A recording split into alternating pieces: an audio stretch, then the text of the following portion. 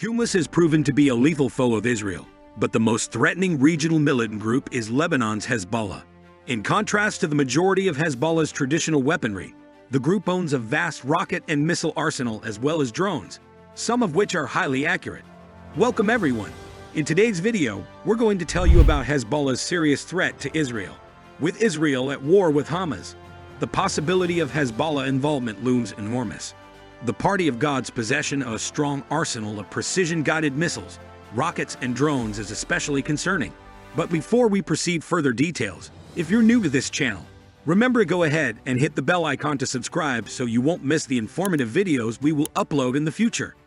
Brig General Shachar Shohat, the former commander of the Israeli Air Force, has referred to PGMs as the Air Force of terror organizations, while Israeli military analyst Yaakov Lappin believes Hezbollah's PGMs are Israel's leading conventional security threat, surpassed only by Iran's nuclear program. Hezbollah's many smart weapons, while few in number compared to its entire arsenal, represent a severe threat to Israel's infrastructure and may even tempt Israel to wage a preemptive war. Hezbollah's missile and drone arsenal. Hezbollah has been regarded as the world's most heavily armed non-state actor owing to its massive arsenal of long-range weapons. However, despite Hezbollah's huge arsenal, only a minor portion of it consists of PGMs. Despite Hezbollah's claims to the contrary, its precision project appears to have been largely ineffective, not least due to the deaths of Islamic Revolutionary Guard Corps Quds Force leader Major General Qasem Soleimani in 2020 and Quds Force Deputy Commander Brigadier General Mohammad Hejazi the following year. Some estimates place the number of Hezbollah missiles and rockets at 130,000 and 150,000, but a more realistic estimate is about 70,000, with the majority being short-range rockets and missiles. According to Israeli estimates, only a few dozen, perhaps 100, are precision missiles. Many of the party's missiles and rockets have originated from Iran, to a lesser extent Syria, which has played an important role in developing Hezbollah's precision project, which aims to allow the group to manufacture its own missiles and transform unguided rockets into PGMs. The party claims to have mid-range missiles, such as the Iranian Fate 110 and the Syrian M600 Tishreen variant, both of which have questionable accuracy, and may even have longer-range Scud missiles, allowing Hezbollah to attack Israel from northern Lebanon. There have also been multiple claims from Saudi and Israeli sources that Hezbollah may have chemical weapons that could be put on rockets or missiles. The organization also owns a variety of anti-ship missiles, including the Russian Yakont cruise missile, which is the most advanced anti-ship missile on Earth. Last year, Hezbollah leader Hassan Nasrallah stated that all land and sea targets are within the range of Hezbollah. Hezbollah may also have up to 2,000 drones, many of which are domestically manufactured. In fact, Nasrallah advertised in 2022 that the group is willing to sell drones to foreign clients. The party has a mix of short, medium, and long-range drones. The payloads of Hezbollah's armed drones range from precision-guided bombs to unguided rocket-propelled grenades, but they are typically far lighter than PGM payloads. In a battle, Hezbollah might launch an estimated 2,000 to 4,000 rockets and missiles each day, while the actual pace of firing may be greater. This would be important to its projected goal of deploying saturation tactics to defeat Israeli air defenses, especially since an all-out Hezbollah-Israeli battle would almost certainly be vast in scope.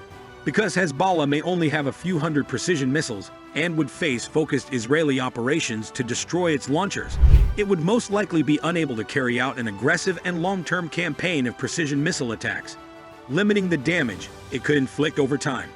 While the group's drone armament may allow it to undertake targeted assaults, the lighter and sometimes less accurate payloads carried by those drones may make it more difficult to cause significant damage to infrastructure, particularly against more hardened targets.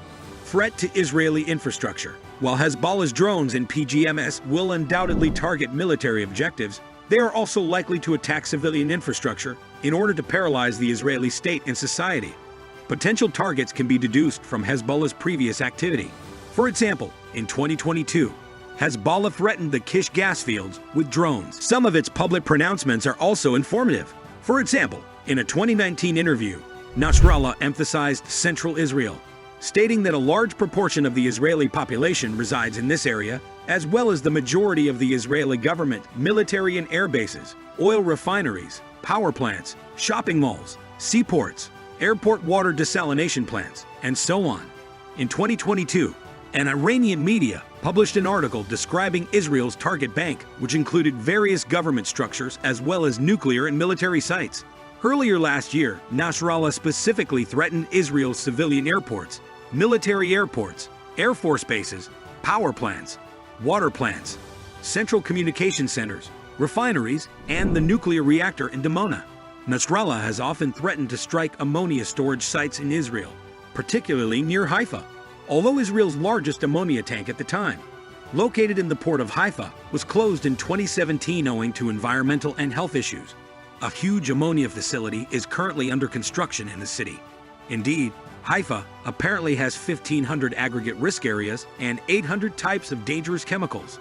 It is thus a target-rich environment, with successful attacks on chemical companies and storage facilities potentially deadly. Israel is also particularly vulnerable to attacks on its highly concentrated water desalination industry, which supplies up to 85% of the country's potable water. The great bulk of desalination happens at 5 plants, with ambitions to increase that number to 7. Missile or drone strikes on desalination plants might exacerbate Israel's water scarcity issues and, in the worst-case scenario, cause cascade consequences on the country's water infrastructure and agriculture, resulting in a health crisis. Another source of concern is the possibility of targeting Israeli energy sources, particularly petroleum imports, power plants, and natural gas infrastructure. Like most Israeli assets, the energy business is heavily concentrated around the shore. Attacking a few power plants may put the country's electric grid under significant strain. For example, neutralizing only the Rutenberg and Orat Rabin power facilities would deprive the country of almost 1/3 of its electricity production. Strikes against Israeli shipping channels and seaports might also have a significant impact on the Israeli economy. Most of Israel's crude oil imports flow through the port of Ashdod in the south, with the vast bulk coming from Kurdistan. Until recently, Israel only had 2 oil refineries, one in the north and one in the south.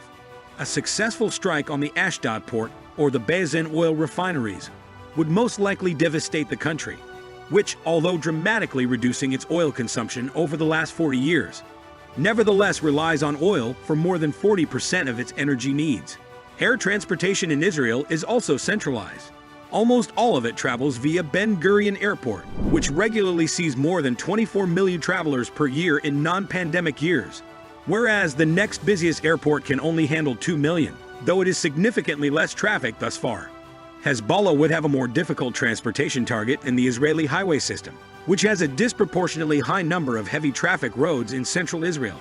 Several strategically staged strikes on a few vital roadways, particularly at major interchanges, could significantly delay, if not halt, Israeli highway transportation. For example, in late 2021, the critical route W between Jerusalem and Tel Aviv was practically closed for hours after a truck collided with an overpass. A precision missile or drone strike may have comparable, if not larger, consequences. A successful bridge or tunnel attack, albeit difficult to execute, would have far-reaching consequences across multiple sectors. Any of these targets could be hit by a mix of Hezbollah PGMs, rockets, and drones to overwhelm Israeli defenses. The party would most likely employ saturation tactics, utilizing its rocket arsenal to distract Israeli air defense systems. Using smart weapons to attack them would offer Hezbollah an advantage in terms of speed and precision. The latter is severely lacking in its unguided rockets, which are far more valuable for psychological than kinetic purposes, because the group appears to have a limited amount of PGMs. It would most likely focus its PGMs on more susceptible targets, such as desalination plants, ammonia storage facilities, and the energy sector, as well as a few targeted strikes on transportation targets to impede Israel's reaction. Israeli countermeasures. Israel has certain defenses in place to counter Hezbollah assaults. Of course, the most well-known aspect of Israel's air defense is the Iron Dome system, which intercepts short-range projectiles, but is only one component. The David sling and arrow systems intercept medium and long-range rockets and missiles, respectively. Furthermore, the Israeli Navy has installed CIWS defense systems on ships to protect them from aerial strikes. If Hezbollah launches an attack with its precision arsenal, Israel's whole air defense system will be tested like never before. While many analysts anticipated that the most efficient approach to get past Israeli air defenses would be to overwhelm the system with saturation strikes, Hamas's assault on October 7 demonstrated that this was an effective tactic. Because of these possible vulnerabilities, Israel may decide to hit Hezbollah rocket and missile installations first. However, Israel is unlikely to completely eliminate Hezbollah's counter-strike capabilities, not least since Hezbollah appears to have greatly improved its air defenses in recent years, complicating Israeli Air Force incursions into Lebanese airspace. The recent display of Hezbollah's Dila anti-tank missile system indicates that the party is also looking to bolster its defenses against Israeli ground attacks. Hezbollah's air defenses, as well as the dispersion of its rocket and missile sites around the country, may art and Israel attempt to demolish Hezbollah's precise capabilities. The greater the range, the farther north they may be stored. To eliminate the Hezbollah precision threat, Israel would most likely need to conduct both a coordinated air operation against Lebanon and a military invasion to completely destroy launch locations and manufacturing facilities. Whether launched by Israel or Hezbollah, such a battle might grow to encompass the United States, which has been attempting to warn Iran and Hezbollah not to become involved. If Hezbollah and Israel go to war, Hezbollah will most likely target not only Israeli military assets, but also civilian infrastructure in an attempt to __ the country, putting its people under pressure and severely limiting the state's ability to respond. If successful, and that is a big if, because no one knows Hezbollah's exact capabilities or how Israeli defenses would hold up, this could potentially trigger massive energy, transportation, and health crises, potentially endangering the Israeli state's very survival and expanding the conflict to include other countries. That's all for today's video. Not only will the Israeli population suffer, but the Lebanese people's existing dire circumstances would worsen even more, since Israel has promised that any battle with Hezbollah would be devastating. Don't forget to like the video and hit the subscribe button so you don't miss any new videos from our channel. Thanks for watching, and see you all soon.